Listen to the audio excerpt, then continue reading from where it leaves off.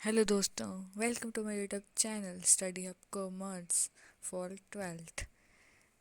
जैसा कि आप सबको पता ही है कि मैं इस चैनल पर plus two commerce all subjects की स्ट्रेटजीज़ रोड मैप डाल चुकी हूँ और मैं आपको हर एक वो चीज़ प्रोवाइड करूँगी which I personally use. Business studies का मैंने एक चैप्टर स्टार्ट कर दिया है, chapter 1 nature and significance of management. तो पिछली वीडियो में मैंने मैनेजमेंट का meaning and difference of efficiency and effectiveness करवाया था। आई होप आप सब ने वो वीडियो देखी होगी। अगर नहीं देखी है तो लिंक की डिस्क्रिप्शन में है, जल्दी से जाकर देख लेना। आज हम इस वीडियो में बिजनेस स्टडीज़ के चैप्टर 1 के topic features and characteristics of management and objectives of management complete करेंगे in a easy language and with keywords। अगर किसी की तरह की भी आपको कोई डाउट आता है तो आप कमेंट में अपने डाउट्स क्लियर कर सकते हैं। तो बिना किसी टाइम वेस्ट के स्टार्ट करते हैं, let's go.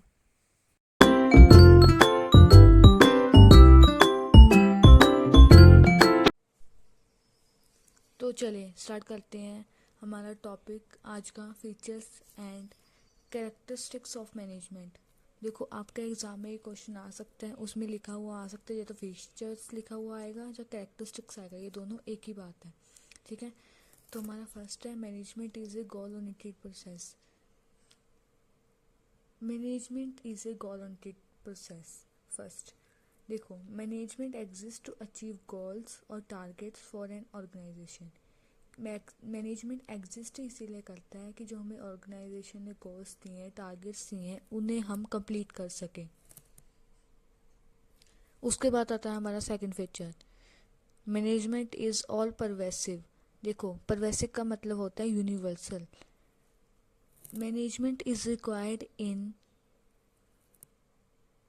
Universal organisation in all the department and at all levels. मतलब जो मैनेजमेंट है उसकी रिक्वायर्ड हर एक जगह पे है, चाहे वो छोटी ऑर्गेनाइजेशन है चाहे जो वो कोई बड़ी ऑर्गेनाइजेशन है। ये मैंने आपको मैनेजमेंट के मीनिंग में भी स्टडी करवाया था। तो अब हम चलते हैं third, management is multi dimensional. It involved managing more than just one thing. देखो, मैनेजमेंट है वो एक से ज़्यादा चीज़ों को मैनेज करता है। देखो, इसके आगे फर्दर 3 पार्ट्स आते हैं। Management of work. देखो, मैनेजमेंट ऑफ वर्क का मतलब क्या है, टर्निंग टास्क इनटू गोल। जो भी टास्क आपको मिला है उसे अपना गोल समझकर कंप्लीट करो। उसके बाद आता है management of people, employees workers. देखो, मैनेजमेंट ऑफ पीपल का मतलब क्या है, जो भी आपके ऑर्गेनाइजेशन में एम्प्लॉयज़ वर्क कर रहे हैं, पीपल वर्क कर रहे हैं, उनको मैनेज करना, उनकी सैलरी देना, वो सब कुछ इसमें आता है। उसके बाद हमारा आता है सी, मैनेजमेंट ऑफ ऑपरेशंस, जो कि हमारा प्रोडक्शन प्रोसेस होता है। ठीक है, आगे है फोर्थ। देखो, फोर्थ में क्या है, management is A continuous process. जो मैनेजमेंट है वो नेवर एंडिंग प्रोसेस है, वो ऑन गोइंग प्रोसेस है, वो कभी ख़त्म नहीं होता। जैसे कि मान लो एग्जांपल लेते हैं कि आपको एक गोल मिला था, ऑर्गेनाइजेशन ने दिया था, आपने वो कंप्लीट कर दिया। क्या अब वो जो भी आपके गोल्स थे क्या वो वही ख़त्म हो जाते हैं? नहीं, ऑर्गेनाइजेशन एक नया गोल बनाएगी, आपको वो गोल देगी। तो मैनेजमेंट कभी भी एंड नहीं होता, वो ऑनगोइंग प्रोसेस है। एक टारगेट ख़त्म हुआ, सेकंड अचीव करने के लिए तुर पड़े। उसके बाद आता है fifth, management is a group activity. देखो, management is a group activity. जो भी हमारी मैनेजमेंट हम करते हैं ना, वो एक टीम वर्क होता है। Every member of the group join the organisation for different reasons. जो भी एम्प्लॉय जो भी ऑर्गेनाइजेशन को ज्वाइन करता है उसके कोई अलग रीज़न होता है। किसी को जॉब नहीं मिल रही होती तो वो ज्वाइन करता है, तो सबके अलग अलग रीजंस होते हैं। But as members of organisation, but organisation के मेंबर होने के नाते they work together to achieve the shared organisational M.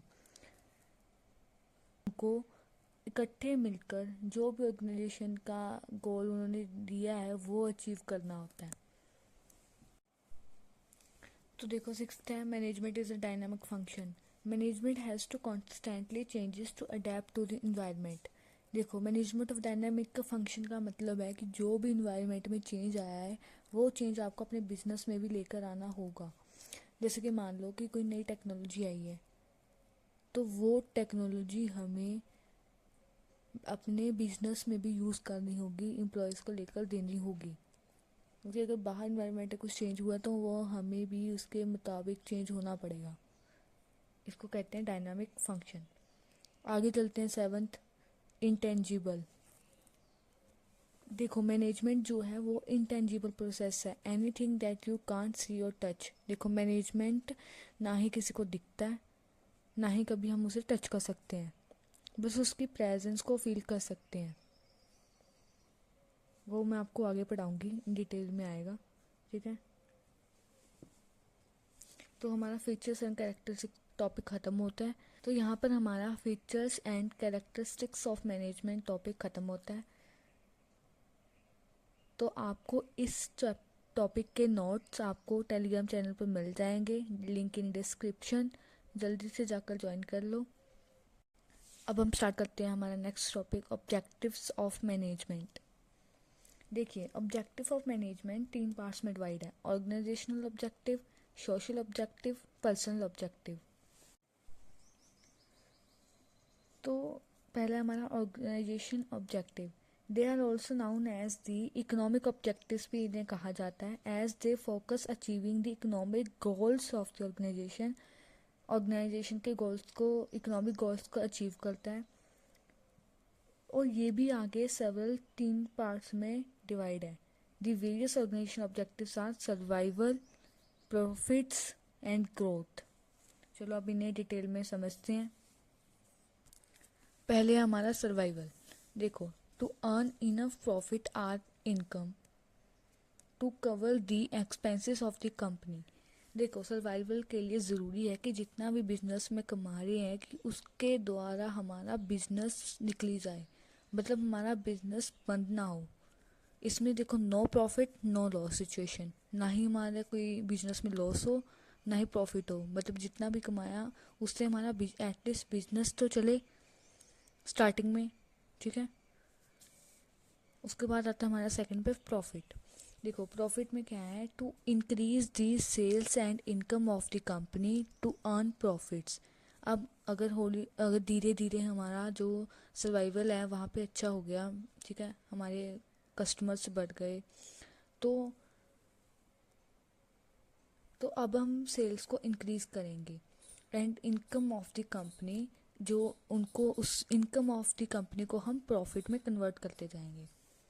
इसमें देखो क्या होगा, profit is the main objective of an business. उस वक्त हमारा मेन ऑब्जेक्टिव जो होगा वो होगा प्रॉफिट। उसके बाद आती है growth. Growth focuses on expansion and diversification of business activity. Growth है जो हमारी फोकस करते हैं कि एक्सपेंशंस पर एंड डाइवर्सिफिकेशन। देखो डाइवर्सिफिकेशन का मतलब है कि एक नया बिजनेस आया है, उसके जो न्यू एक्सपेंसेस हैं, जो भी नई टेक्नोलॉजी है वो यूज़ कर कर मार्केट में अपनी रेपुटेशन इंक्रीज़ करना, ठीक है। उसमें आएगा इंडिकेटर्स, देखो क्या होंगे, इंक्रीज इन प्रोडक्ट, जो हमारे प्रोडक्ट है वो इंक्रीज़ होंगे। Increase in number of products, जो हमारे प्रोडक्ट्स की नंबरिंग है वो इंक्रीज़ होगी। इंक्रीज़ इन ब्रांचेस, हम अलग अलग जगह पर ब्रांचेस खोलेंगे, उसे ग्रोथ कहते हैं। Increase in number of employees, जितना अगर हमारा काम ज़्यादा है तो हम एम्प्लॉयज़ रखेंगे तो हमारी एम्प्लॉयज़ के नंबर्स में इंक्रीजिंग होगी। तो ये थे हमारे ऑर्गेनाइजेशन ऑब्जेक्टिव के 3 objectives, survival, profit and growth. Survival में क्या होगा कि उतना कमाओ जितने में हम सर्वाइव कर सकें। प्रॉफिट में होगा जब हमारा अच्छी सेल होने लगे तो हम प्रॉफिट कमाना शुरू कर दें। ग्रोथ, ब्रांचेस खोलना, एम्प्लॉयज़ में इंक्रीजिंग होना, प्रोडक्ट्स इंक्रीज होना, ये सब, ठीक है। एडवर्टाइजिंग देना। आगे है हमारा number 2 objective, social objective. These objectives focus on social welfare और overall benefits of the society at large। ये ऑब्जेक्टिव ज़्यादातर फोकस करता है हमारी सोसाइटी की भलाई के लिए और बेनिफिट्स के लिए जो हम सोसाइटी को ज़्यादा से ज़्यादा प्रोवाइड कर सके, जिससे हमारा बिजनेस आगे बढ़े। उसके बाद आता है every organisation has certain social responsibilities that they need to fulfill। जो भी ऑर्गेनाइजेशन में आता है उसका एक ना एक गोल होता है कि अपनी जो सोसाइटी है उसके लिए एक रिस्पॉन्सिबिलिटी होती है कि वो हर एक नीड जो भी सोसाइटी को चाहिए वो फुलफ़िल करे। जैसे कि अगर आपकी सोसाइटी में आपने बिजनेस खोला है तो आप जो प्रोडक्ट्स हैं अच्छे प्रोडक्ट्स को कम रेट में बेचोगे तो उसमें सोसाइटी की भलाई है। ऐसा बिजनेस खोलो जिससे सोसाइटी में एम्प्लॉयमेंट आए, एम्प्लॉयज़ काम करने के लिए आए, रोजगार मिले लोगों को। जैसे कि एग्जांपल में भी यही लिखा है, supply of good quality products. जो गुड क्वालिटी प्रोडक्ट्स हैं वो प्रोवाइड करो eight reasonable prices. Reasonable prices दीजिए क्योंकि वो आपकी सोसाइटी के लोग हैं, ये सब, ठीक है। देखो उसके बाद एक बी एग्जांपल देख लो, contribution towards desirable civic activities. अगर कोई भी सिविक एक्टिविटीज़ होती है तो उसमें अपना कंट्रीब्यूशन ज़रूर दो। जनरेशन ऑफ एम्प्लॉयमेंट अपॉर्चुनिटीज़, जैसे कहा कि एम्प्लॉयमेंट किसी को, जैसे कि किसी के पास जॉब नहीं है तो ऐसा काम खोलो जिससे वो एम्प्लॉय हो सके। उसके बाद आता है generation of economic wealth. Economic wealth के बारे में सोचो, कुछ ऐसा वैसे ही फैक्ट्री मत खोलो जिससे बहुत ज़्यादा पोल्यूशन हो, इन्वायरमेंट में हार्म हो, ऐसा वगैरह। ऐसा बिजनेस खोलो जो हार्मली किसी को हार्म ना करे। उसके बाद आता है फाइनेंशियल सपोर्ट टू कम्युनिटी। जो भी कम्युनिटी किसी को अगर पैसे वगैरह की ज़रूरत है उसमें अपनी फाइनेंशियल सपोर्ट ज़रूर दीजिए। उसके बाद आता है organising education, health and vocational training programmes.